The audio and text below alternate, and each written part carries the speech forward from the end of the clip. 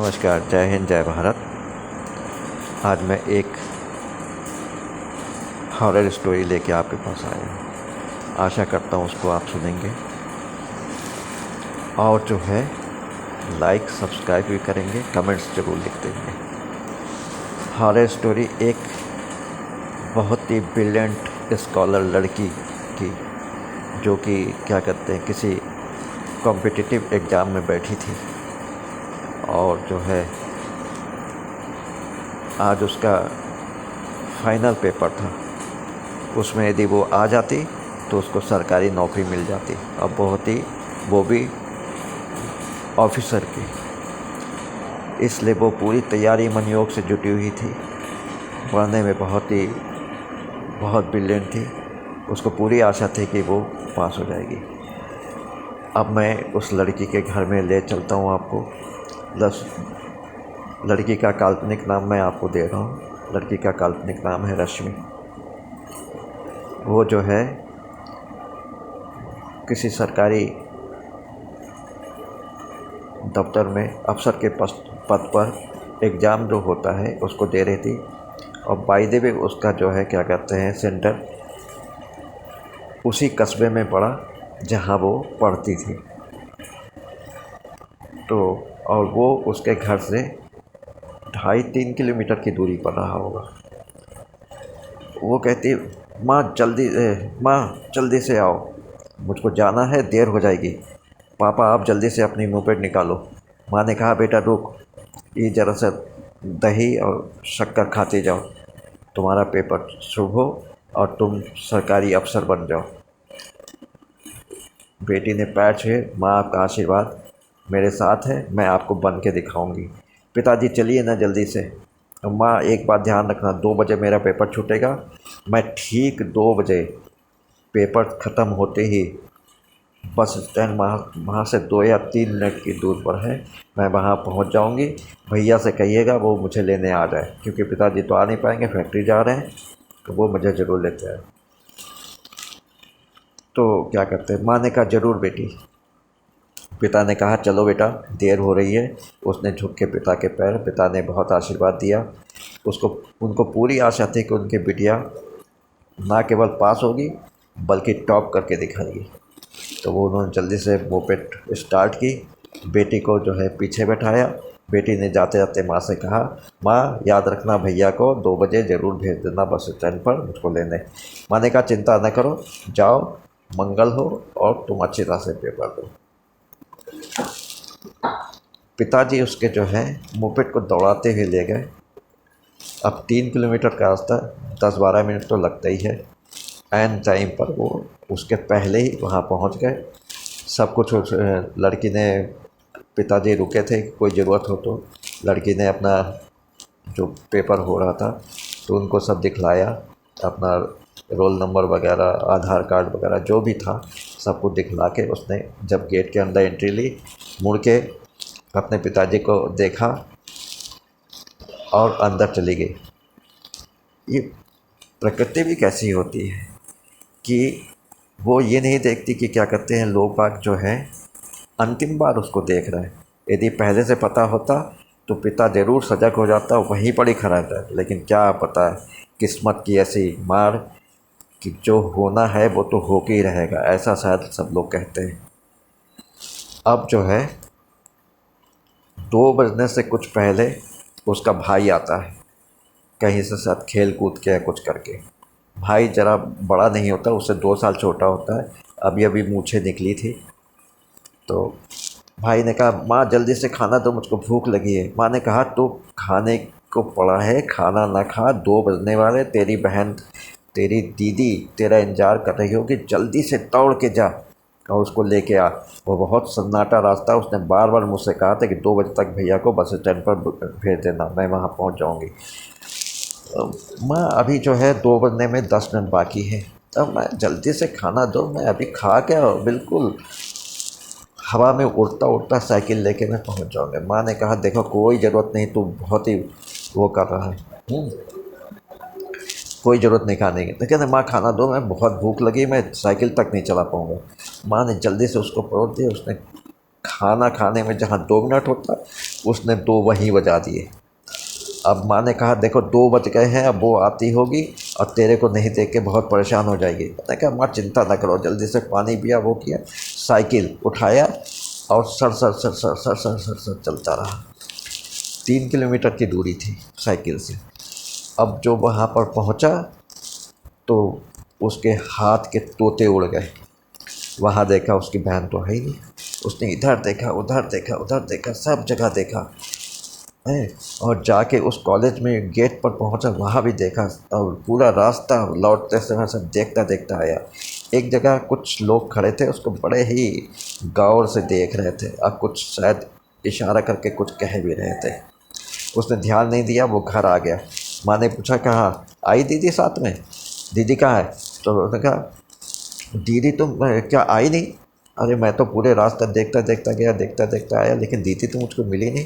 माँ ने कहा मैंने तुझसे कहा था खाना ना खाओ, पहले पहुँच जाओ, वहाँ तुझको नहीं पाके वो ज़रूर जो है क्या कहते हैं वहाँ से चल पड़ी होगी।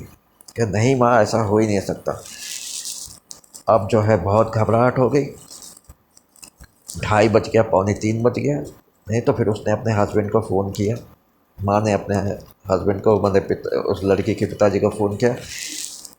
क्या है, रश्मि नाम था लड़की का, काल्पनिक नाम है ना। अरे सुनिए जी, रश्मि अभी तक आई नहीं है, 2:45 हो रहे हैं, और ये गया था लेने लेकिन वहाँ नहीं मिली। अब कुछ नहीं, ये देखो कितना ये खाने में पड़ा रहा, उधर उसकी बहन पता नहीं कहाँ से कहाँ चली गई है ना, अभी तक नहीं आई।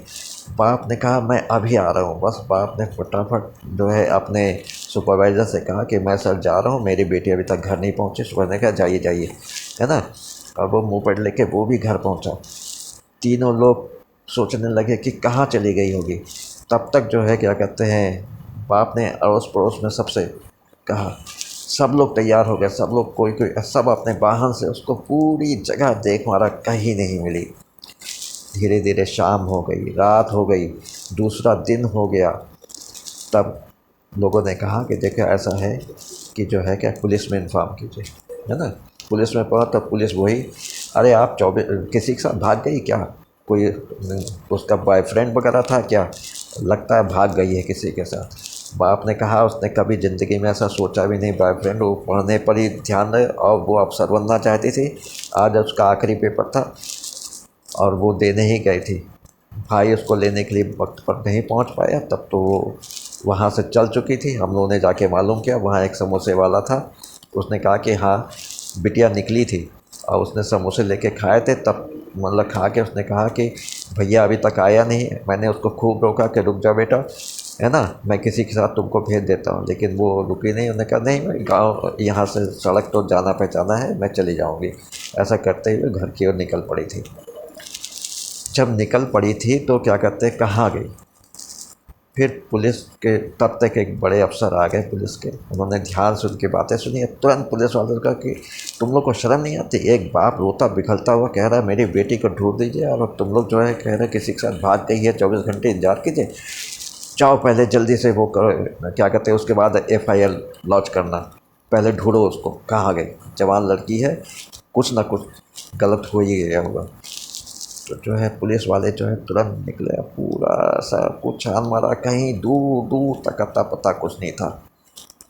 अचानक लड़के को याद आया कि एक सूनी सी फैक्ट्री थी, वहाँ पर कुछ लोग खड़े थे। लड़के ने कहा, जो मतलब जो सेकंड अफसर था उसको कहा कि मैंने यहाँ पर कुछ लोगों को खड़े देखा था और ये फैक्ट्री बंद पड़ी है। तो कहा पहले क्यों नहीं बताया, पहले यहीं चलते। जाके देखा, वहाँ कोई मिला तो नहीं, लेकिन हाँ लगता था कि कुछ लोग वहाँ पर जो है रहते ज़रूर होंगे और खाते पीते भी होंगे। शराब की बोतलें वोतलें थी। एक कमरे से दूसरे कमरे में गए, तीसरे कमरे में जब पहुँचे वो ज़रा सा अंदर की तरफ था, खिड़कियाँ सब बंद थी, और जैसे दरवाज़ा खोला तो देखा जो है एक जवान लड़की की लाश पड़ी है, खून से लथपथ, और उसके इतने चाकू मारे गए हैं कि वो शायद ही जिंदा बची है। जब पहुँचे तो देखा मरी पड़ी है। तो भाई ने देखा कह रहे ये तो मेरी बहन रश्मि दीदी कह के उससे लाश से लिपट गया, और फिर पुलिस वालों ने उसको अलग किया, पोस्टमार्टम के लिए उसको भेज दिया। उसका लड़की का बाप भी था, वो भी परेशान हो गया। सबको लेके फिर थाने आए। थाने में जो है क्या कहते पूरी एफआईआर लिखवाई गई। अफसर ने कहा यही होता है हम लोग के मुंह पर, अपने जो सबॉर्डिनेट होते हैं उनको, हम लोग के मुंह पर तुम ही लोग जूता मारते हो और सरकार जो है वो करती है। लोग बाग हम लोग को ब्लेम करते हैं कि पुलिस समय पर, यदि तुम जो है समय पर चले जाते तो शायद कोई और कुछ, शायद कोई अपराधी भी पकड़ा था, क्योंकि तुम कह रहे वहाँ कोई रहता था। जाके पूरा चेक करो, हर चीज़ चेक करो और जो है सब चीज़ मालूम करो और हर से पूछो कि भाई जो 4-5 थे तो उसका स्केच बना के वो करो, दिखलाओ कि कौन है। सब कुछ हुआ। 5वें-6ठे दिन जो है बहुत तेज़ रफ्तार से काम हुआ तो पता चला कि गांव के बदमाश जो कि कुछ नहीं करते थे, किसी राजनीतिक पार्टी के थे और जो है उन्हीं के लिए काम करते थे, उनके वो गुंडे थे पाले हुए। और शराब, वहाँ शराब की बोतलें, यानी कि शराब के नशे में उन्होंने लड़की उठाया होगा, उसके साथ बलात्कार किया होगा, उसको जान से मार डाला होगा चाकू से घोंघ का। लड़की की इतनी बुरी हालत थी कि उसके नाभि से लेके नीचे जनानांग तक पूरा चाकू से गया था और सब। और तो फिर जो है 6-7 दिन हो गए, वो सब के सब पकड़े गए, सब ने अपने जुर्म कबूल दिया, उनको सबको जो है मतलब चार्जशीट लगा के जेल भेज दिया गया। ये तो कहानी हुई। अब हॉरर शुरू। घटना के करीब 2 महीने बाद एक साहब वहाँ से आ रहे थे। अचानक एक लड़की चीखती हुई निकली उसी फैक्ट्री वाले रास्ते से, बचाओ बचाओ बचाओ करके, खून से लथपथ थी। वो आदमी देखा तो उसको एकदम लगा अरे ये तो रश्मि है, ये तो जिंदा है, लेकिन उसकी तो लाश जलाई गई थी। जो वो कहे कि बेटी कह के पास पहुंचा, अब वो गायब हो गई। अब जो उसकी सिट्टी पिट्टी को, अब धीरे धीरे ये बात पूरे मतलब उसके जैसे पूरे जंगल की आग की तरह चारों तरफ जो है फैल गई। लोग बाग रात में वहाँ जाने से डरने लगे। फैक्ट्री के पास अजीब अजीब सी आवाज़ें आती थी। लोगों को दिखाई पड़ने लगी लड़की, चीखती हुई लड़की, दौड़ती हुई लड़की, सड़क पर गिरी हुई लड़की, खून से लथपथ लड़की। सबकी हालत ख़राब हो गई।